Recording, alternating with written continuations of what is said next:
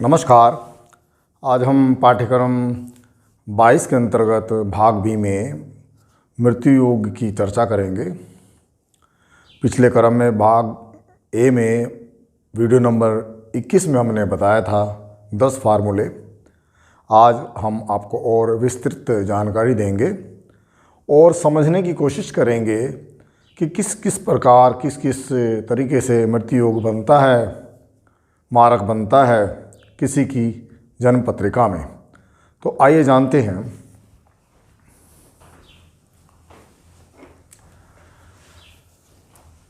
जब अष्टमेश की महादशा हो और अष्टमेश से दृष्ट या खष्टेश की युक्त ग्रह की दशा हो, ये अष्टम भाव है पत्रिका। और अगर तुला लगन की पत्री है तो अष्टम जो है वो शुक्र हो गया। अष्टमेश शुक्र है, तो उस शुक्र की अगर महादशा हो, ये शुक्र की महादशा हो और अष्टमेश से दृष्ट ग्रह की अंतर्दशा हो। मान लीजिए यहाँ पर बुध है और शुक्र यहाँ पर है,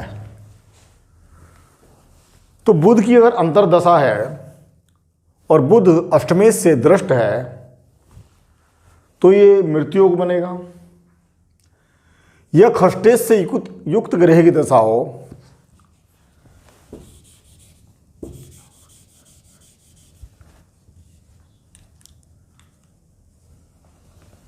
शुक्र अगर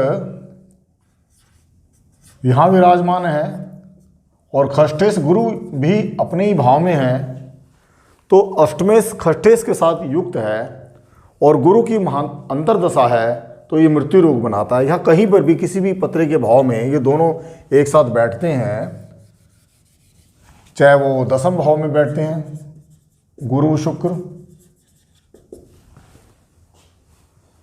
या किसी और भाव में बैठते हैं गुरु शुक्र, तो ये मृत्यु योग बनता है।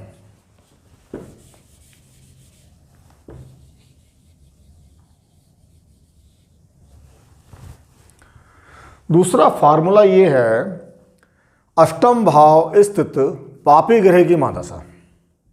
अष्टम भाव हमारा ये है, अष्टम भाव ये है, और पापी ग्रह जैसा मैंने आपको पहले बताया कि लगन के लिए जो पापी है, इस लगन तुला लगन के लिए गुरु पापी है, गुरु तृतीयेश है और खष्टेश है।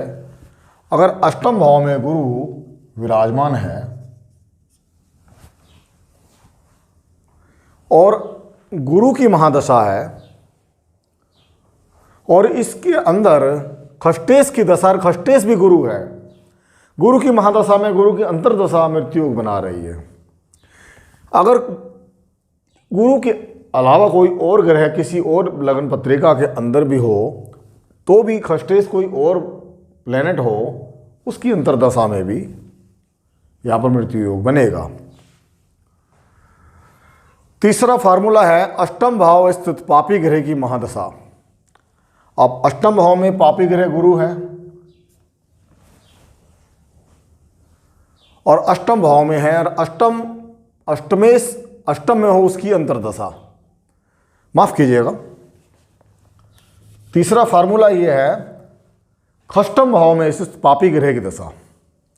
पापी ग्रह यहां पर गुरु है और खष्टम भाव में स्थित है, और अष्टमेश अष्टम में हो, शुक्र अष्टमेश है और अष्टम में हो और इसकी अंतर्दशा हो, गुरु की महादशा,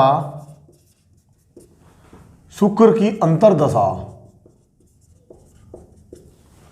हो, तो ये मृत्यु योग बनता है। खष्टेश से प्रभावित ग्रह भी मारक सिद्ध हो सकता है, और अष्टमेश अष्टम भाव में अपनी राशि में ही क्यों ना हो, मारक का कार्य करता है। और छठे और आठवें भाव में स्थित पापी ग्रह अपनी दशा अथवा भुक्ति में मृत्यु देते हैं। पापी ग्रह से तात्पर्य आधिपत्य जिस ग्रह का होता है, लगन के लिए पापी हो या अंश बल से रहित हो, नीच राशिग्रस्त हो, शत्रु पीड़ित ग्रह हो, अस्त ग्रह हो, ऐसे ग्रह आधिपत्य द्वारा पापी होते हैं। और इन ग्रहों की अगर ये छठे और आठवें भाव में स्थित होते हैं तो अपनी दशा में अथवा भुक्ति में यानी महादशा और अंतर्दशा में मृत्यु दे देते हैं।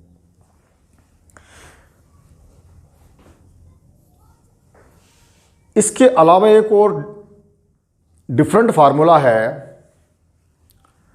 बुध और शुक्र की युति पंचम में हो। ये थोड़ा समझने वाली बात यह है, बुध और शुक्र की युति अगर पंचम में हो, पंचम एक त्रिकोण का भाव है, त्रिकोण में स्थित ग्रहों का लगन पर प्रभाव होता है, लगन पर प्रभाव होता है। बुध और शुक्र जब दोनों ग्रह मारक हो, यहां पर बुध तुला लगन में व्ययेश है और शुक्र तुला लगन के अंदर अष्टमेश है, और इन दोनों की युति अगर पंचम में है और त्रिकोण का भाव है, त्रिकोण के में इस ग्रहों का लगन पर प्रभाव होता है, तो एक दूसरे की महादशा में, जैसे बुध की अगर महादशा हो और शुक्र की अंतर्दशा हो तो मारक होगा, या शुक्र की महादशा में बुध की अंतर्दशा में भी ये मारक मृत्यु तुल्य कष्ट देने की प्रबल शक्ति रखता है। इसके अलावा मंगल अगर अशुभ नहा तो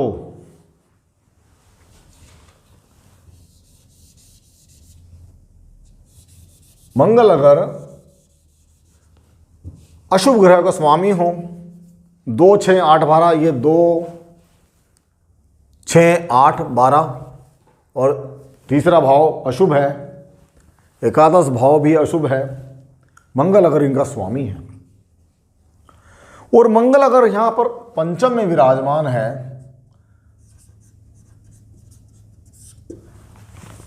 तो त्रिकोण में मंगल विराजमान है और त्रिकोण का प्रभाव लगन पे होता है, और ये तन है, और मंगल नैसर्गिक और आधिपत्य रूप से क्रूर है, पंचम में बैठकर लगन को प्रभावित करेगा और तथा अपनी अंतर्दशा में मृत्यु देगा।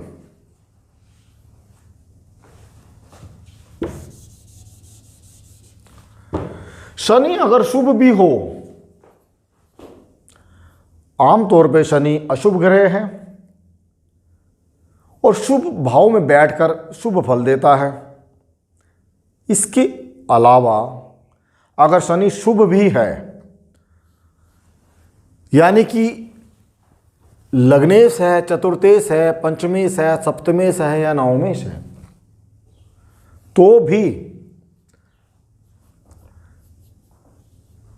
किसी मारक ग्रह के साथ युति हो शनि की तो अपनी अंतर्दशा में मारक सिद्ध होगा। जैसे मारक ग्रह यहां पर कौन कौन से हैं,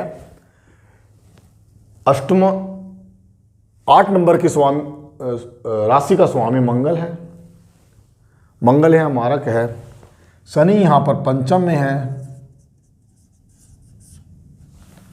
और मंगल के साथ है, और मंगल यहां द्वितीय है, या मंगल ना हो,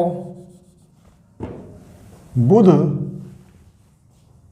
व्ययेश है तो शनि के साथ यहां बुध हो तो भी मारक होगा।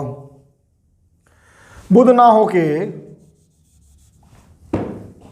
यह शुक्र है, अष्टमेश है, शनि अगर शुक्र के साथ भी है तो भी मारक सिद्ध होगा, लेकिन बुध की तुला लगन के लिए यह दूसरे 2 नंबर की राशि है और 2 नंबर की राशि का प्रभाव कम होगा, तो मृत्यु योग ना देख के मृत्यु तुल्य कष्ट देने की क्षमता रखता है शनि की अंतर्दशा में। शनि की अंतर्दशा में, भुक्ति काल में शुक्र की महादशा शनि की अंतर्दशा में मारक सिद्ध होगा।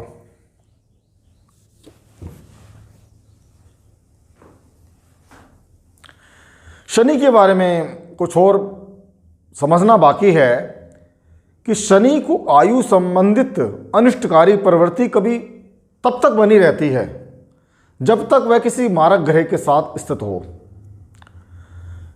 शुभ ग्रह में बैठने के बाद भी अगर वो किसी मारक ग्रह के साथ बैठा हुआ है तो अनिष्टकारी प्रवृत्ति फिर भी बनी रहेगी।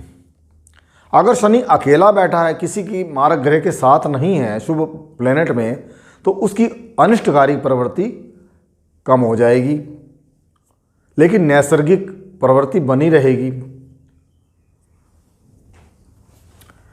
इसके अलावा हम देखेंगे अष्टमेश अगर लगन में हो तो उसकी भुक्ति मारक सिद्ध होगी। अष्टमेश यहां पर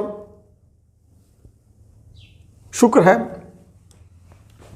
लग्नेश भी है और यहां पर अष्टमेश शुक्र लगन में है, तो इसकी भुक्ति भी मारक सिद्ध होगी।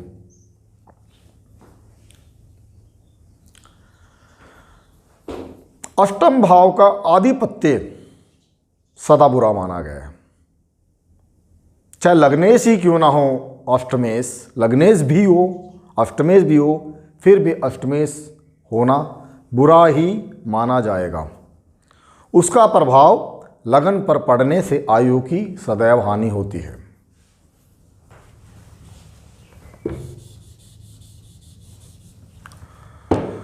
और एक और फार्मूला है इसमें, अंतिम फार्मूला जो समझने वाली बात है कि किसी व्यक्ति के 2 या 3 पुत्रों की अगर राहु की दशा चल रही है, जैसे ये पत्रिका इसी के पुत्रों की, उनकी पत्री में पता चलेगा 2 या 2 से अधिक पुत्रों की राहु की दशा चल रही है, वो भी एक ही साथ चल रही है सबकी, तो पिता की हानि संभव है। पुत्रों की दशा से पिता की हानि कैसे संभव है, इसको हम इस तरह से समझेंगे, क्योंकि राहु सूर्य पिता का कारक होता है, सूर्य का सर्वदा शत्रु है। राहु की दशाओं में सर्वदा सूर्य की हानि होती है। एक साथ 3 पुत्रों की राहु दशाओं में पिता की व्यापक हानि संभव है, मृत्यु संभव है।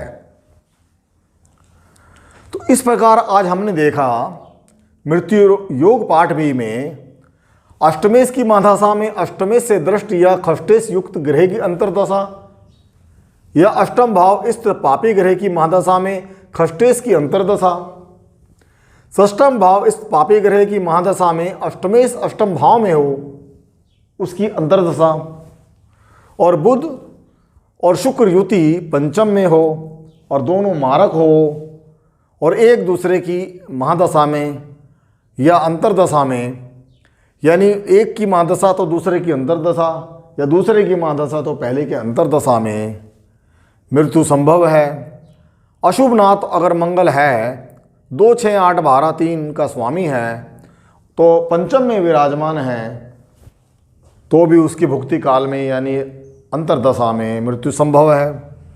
और शुभ नाथ है शनि अगर, लेकिन किसी मारक ग्रह के साथ युति है, तो उसकी अंतर्दशा में भी मारक सिद्ध होगा शनि।